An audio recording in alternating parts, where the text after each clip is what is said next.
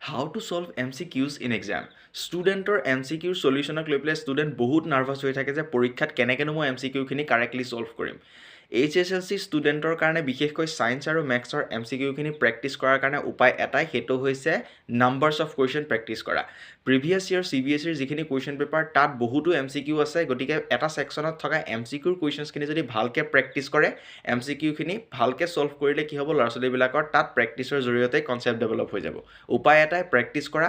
গতিকে MCQখিনি বহুত ভয় খাবলগীয়া কোনো কথা নহয়, তাত স্মল এটা কনচেপ্ট জড়িত হৈ থাকে আৰু লেংদি কোনো সলিউশ্যন নাথাকে, দুটা তিনিটা ষ্টেপ অফ এনচাৰ ওলাই যায়। তাৰ কাৰণে চিম্পল প্ৰেক্টিছ কৰি থাকিলে আহি যাব। CBSEৰ যিখিনি কনচেপচুৱেল কুৱেশ্যন আছে সেইখিনি কৰিলেই ল'ৰা ছোৱালীৰ কনচেপ্ট ডেভেলপমেণ্ট হ'ব আৰু লগালগ প্ৰেক্টিছ হৈ যাব। আৰু প্ৰেক্টিছৰ থ্ৰুৱেদি কি হ'ব, এটা এটা লেভেল প্ৰেক্টিছ কৰোঁতে কৰোঁতে এটা ষ্টেজত কি হ'ব, সলিউশ্যনবিলাক ধুনীয়াকৈ কাৰেক্টলি উলিয়াব পাৰিব। গতিকে MCQ প্ৰেক্টিছ কৰাৰ উপায় এটাই, CBSEৰ প্ৰিভিয়াছ ইয়েৰ প্ৰেক্টিছ কৰক ল'ৰা ছোৱালীবিলাকে।